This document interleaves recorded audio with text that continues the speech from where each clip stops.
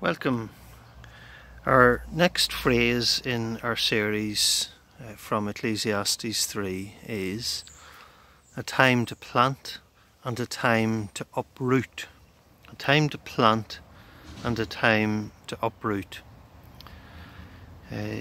This little area for wildflowers, I couldn't have prepared it unless I first uprooted the grass and moss that was already here, mostly moss I think, and it had to be uprooted before the planting could begin, and we refer to both of these phases, planting and uprooting, without even mentioning the growth and the blessing later on of different plants and flowers and fruit and whatever.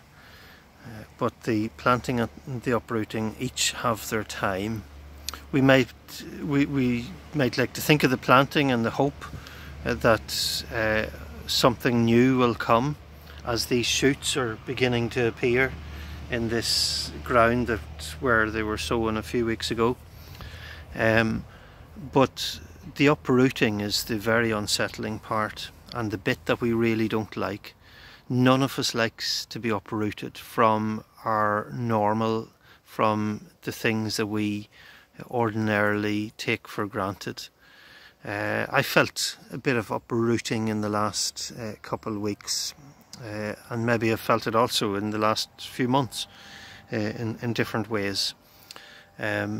Into the uprooting of life, God is present, but also the uprooting also can prepare the way for new things, where there could be something new planted in our lives and where God might be doing a work. I've struggled to just fully appreciate that in the last couple of weeks.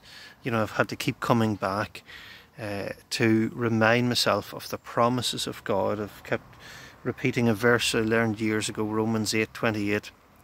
For we know that in all things God works for the good of those who love him, who have been called according to his purpose.